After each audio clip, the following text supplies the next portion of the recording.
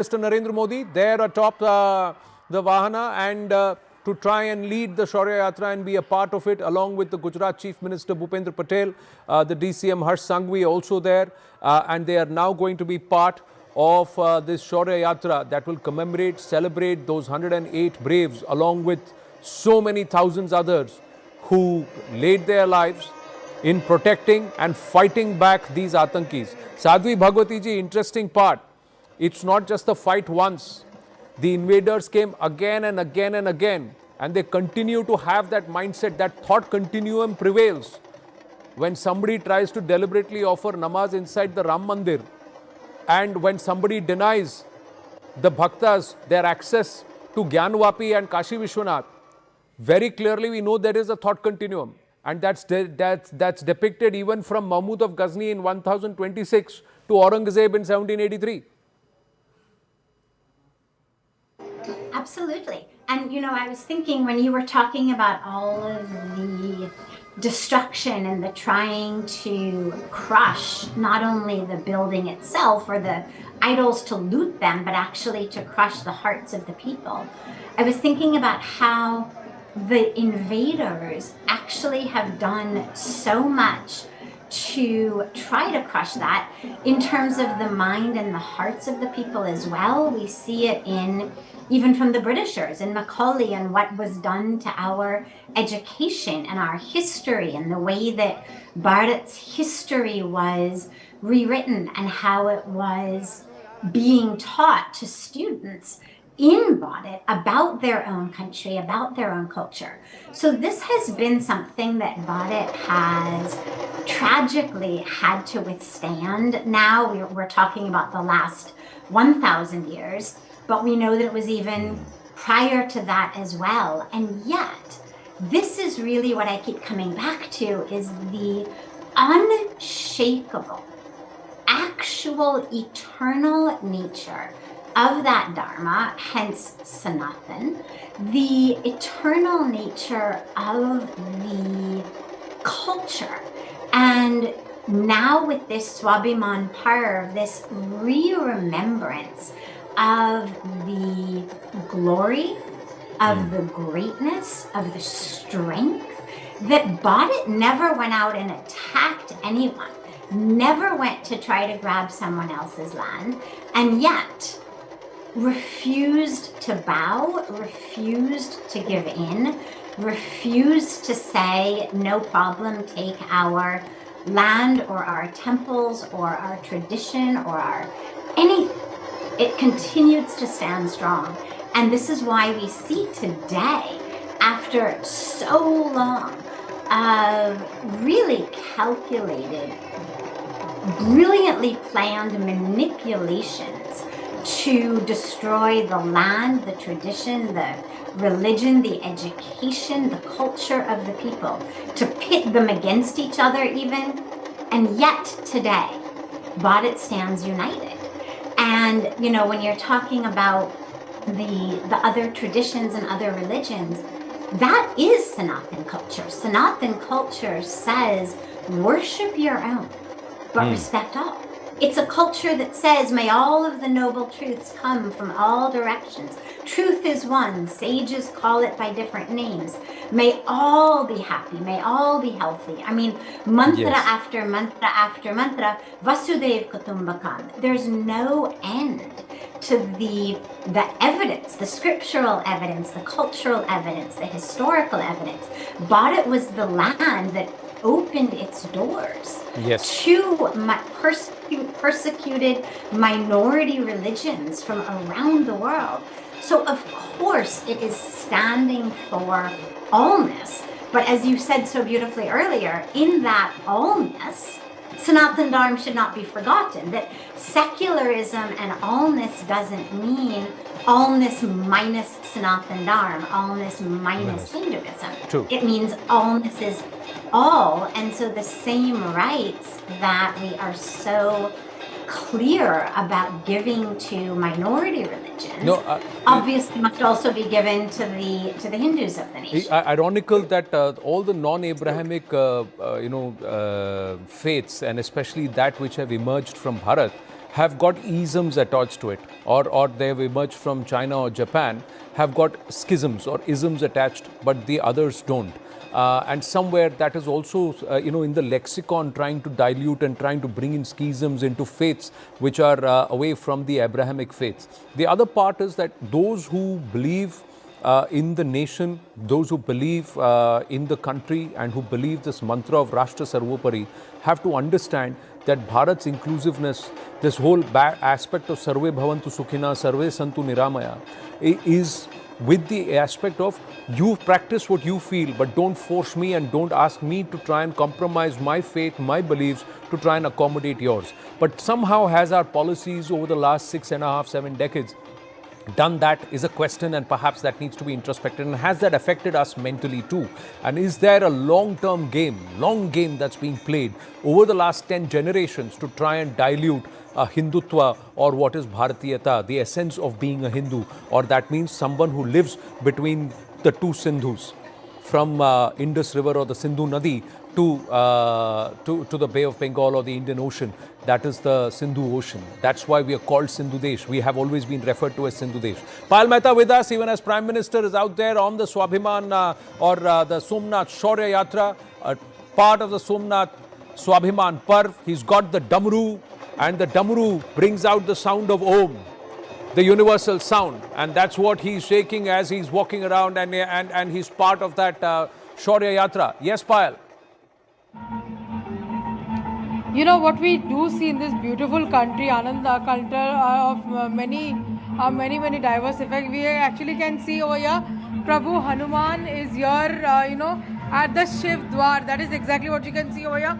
Look at the detailing that he's come with, in fact, to come and bless everybody. That's the beauty of our culture. That's Prime Minister Modi's long message thing. And he's also a painter himself. Let me just show you this painting that he's actually made for himself. It says that from 1026 to 2026, 1,000 years, Purna Shaurya Yatra Narendra Modi. He's got a picture of Prime Minister Narendra Modi, and this is something that the person who's dressed up as Hanuman has created for himself. Let's try and speak to his aide as well.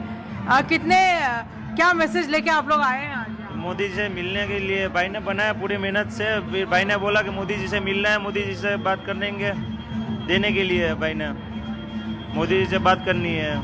ये painting बहुत महत्वपूर्ण लग रही है. कितने दिन लगे ये पेंटिंग बनाने में? 3-4 दिन भाई ने लगाया. 3-4 दिन से बना रहे थे, क्योंकि उसमें छोटा छोटा जो रहता है ना, ये पूरा उसमें ही टाइम लग जाता है ज़्यादातर.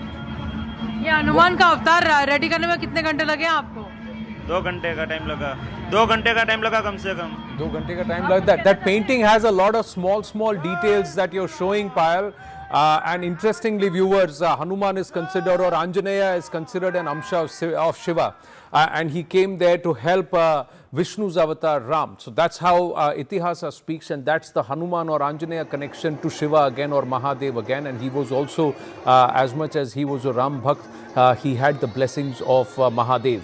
Importantly, the song track or the track that was playing, the Shiva Tandava Stotram, was composed by Ravan.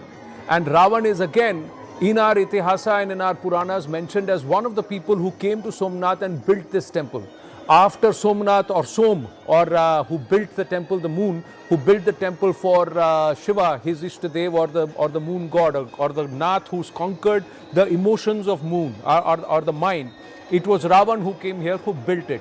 And he is the one who's composed the Shiva Tandava Stotram that was playing at the background. But Rahul Ishwar, in terms of courage, in terms of resilience, in terms of resolve, Bharat is somewhere also depicting that by standing up to those who think that they can push their will and whim on us, even in the current day. Anandji, the beautiful thing is India is a great harmony of both strength, resilience and harmony. And we can have all that. And I was listening to your earlier beautiful articulation of our culture, where even the very idea of harmony is a Hindu idea. We should be proud about saying it. It was Vivekananda back in 1893, Chicago, World Parliament of Religions, who first articulated that there should be harmony and there should be coming together of all religions. Second Vatican Council, nearly in the 1950s and 60s, endorsed that idea by saying that there is a ray of truth that elaborates or enshrines all men.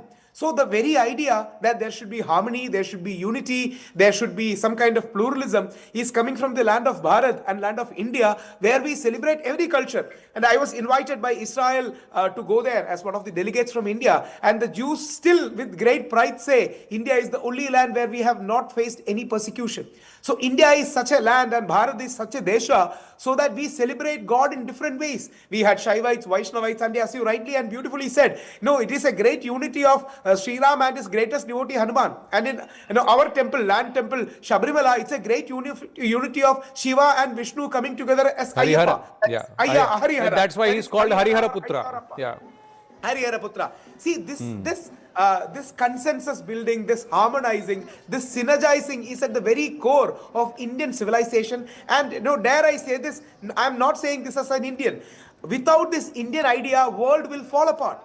Without this Indian idea, the very idea of humanity will cease to exist. Without this very core foundational philosophy, I will start arguing, or anybody will start arguing, only A is good and only B is good. Then it will end up as a fight between A and B. But Indians can always say it is A, B, C, and there are multiple ways. And as earlier Sadhuji said, Egam Sat Vipra Bahuda Vadanti. This is the beautiful idea which was articulated in English by Vivekananda, saying, we respect all faiths because they are all paths to different religion. Look at Modi ji. Modi ji takes great pride in going to a church or sending something to Ajmer Dargah as a chadar. See, this is what a Hindu can do. This is what Mahatma Gandhi, as the father of the nation, would have done. This is the correct line of secularism. See, there is a huge difference between pseudo-secularism and genuine secularism. There is a huge difference between being secular shy and being genuinely inclusive and pluralistic. And Modi ji is taking the right line by reaching out to everyone, but at the same point of time retaining his Hindu identity, proudly showcasing it. See, this is a huge paradigm shift in public policy, because during the Nehruvian era, everyone was secular shy. Everyone was saying that I am not a Hindu. That is the way to be secular. Everyone who tried to demean Hinduism was branded as secular. See the unfortunate situation in Tamil Nadu, where a person who is the deputy chief minister, son of the chief minister Stalin, Udayanithi Stalin, openly says bad words. I cannot even repeat those words regarding our Sanatana Dharma in this platform. Right. So there are like this. We have to bring them back. There are people like this, and there are people who don't even condemn it, who subtly endorses it or sidesteps it. We have to bring them back to Sanatana Dharma. That is what Shankaracharya did. Shankaracharya is also from Kerala, the greatest of Sanatana Dharma philosophers, who brought back the Buddhists, or who brought back the earlier people who rebelled from Sanatana Dharma back to their mother religion or back to their mother Dharma, and united people. And we need such social, political, cultural, civilizational, and at the core spiritual message and a spiritual paradigm where we can inspire people to come to that Sanatana Dharma, yet respect their diversities. Right. He was one who also re-highlighted the 12 Jyotirlingas while also establishing the mathas, the 4 important mathas in the 4 directions that would unite all of Bharat. They were split into various states, various kingdoms, various riyasats at that time, but culturally everybody was united. Why is it that from irrespective of which part of the country we are, there is a Ram, there is a Shiv, there is a Kartikeya, or there is a Nandi in terms of the names that are present, there is a Vishnu and there is a Krishna present across the country, irrespective of the names you were to say, or their representations or manifestations. And why is it for all of them, irrespective of how we know Bharat today, that these were all pilgrimages that they would all want to go to? So there was something that linked all of us together as part of our culture, and also this culture has a huge knowledge base, and that was what was being defended. The first to be broken down, because they were coming in from the west, was attack Somnath, because that was a culture, that was a hub. Please, let's also look at Itihasa and understand that the Sindhu culture, the Sindhu and the Saraswati civilization was all around this region, viewers. 90 years of drought dried up the river Saraswati, but this region of Gujarat, this entire place, Veraval, Patel and all of those areas, even today are parts of subject of excavations and shows cultures which were present, civilizations which were present more than 3,000-4,000 years ago, some dating back to 7,500 years ago. Swami Chidanand Saraswati ji is with us. Namaste, Swami ji.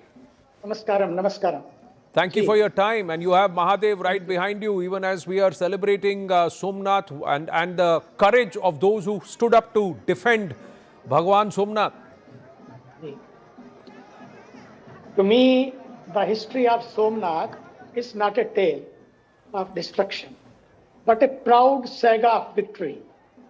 Somnath is not just a temple to me, but the Shankhanad of India's soul, a new Bharat. History is witnessing today that Somnath, and witnessed also that Somnath was destroyed and plundered again and again. It was destructed, desecrated, and attempts were made to erase it. This is a harsh truth. But the bigger truth is that after every destruction, India's conscience became stronger, stronger, and more resolved. Bricks were destroyed, but not the devotion. Those who destroyed it were themselves destroyed. And their empire also was destroyed, collapsed. But Somnath keeps standing to this today. So it's the message is, the truth triumphs. Satyameva Jayate. That's why our Honorable Prime Minister of India, just a little girl, just mentioned on the TV that he is our great reformer, performer, and transformer. Really, this is our luck. This is the destiny of Bharat has brought him to change everything, to bring the new change to this new India. Only change has to be brought now in those people's minds, that where they take this country just for no reason, that they create narratives, negativity all over the world. I think time has come. They should be awakened. They should come together, and they should be proud that we are sons and daughters of India. We are the children of India. And that's what our Honorable Prime Minister of India, very proudly, he feels that and he lives that. And that's the spirit he wants to bring in everyone. But the truth is, the spirit of India is the worship your own and respect all. He has never said that he is demeaning somebody or he is neglecting somebody. He takes sabka saath, sabka vikas, and sabka vishwas. He brings everyone together. And to me, this is the great mantra through the message of Somnath, that to sarve bhavantu sukhinaha, sarve santu niramayaha, let all be happy. It means the power of togetherness. Puja Togetherness. Puja Swamiji, another aspect is, like we say, like you said, Sarve Bhavantu Sukhina, but more importantly, that there is also a Veer Rasa amongst us and within us, and we cannot forget that. We need to have, because our deities, all our manifestations of deities, when they show Purushartha, they also show Shastra. Along with Jnana and along with Pushpa. So there is a reason why the Shastra is there in the hand of every deity. Even Mahadev has a Trishul in his hand. India is not a piece of land to me. India is a land of peace. And India, with all that narratives, with all those stories, has stand for peace. And with that peace, but when somebody attacks, India has never attacked. When people attacked India, India has responded. People now in India are attacking to India and to Indians, to Indian culture. I think time has come to stand up together and fight with these negative energies and negative narratives. And that's why our Honorable Prime Minister of India, without demeaning anybody, without destroying anybody, just standing to show, hey, come on, there is a history. There is a culture, there is a civilization, was our civilization, and we have forgotten. Through the Somnath, he is bringing that spirit together. And for the next G also, the Gen Z also, who are not the next generation, they are the now generation. For them also, there is a message. There is a message through the Prime Minister of India for what he is fighting. He is 75 years old. But why he is doing that? Just to remind that, my dear children, come together, remember your history, know your history, and live your history, and tell your children, tell your coming generations. वही वो कोशिश कर रहे हैं. This is what he's trying to do through this Somnath. This is not mere a temple. This is a tradition which is reviving.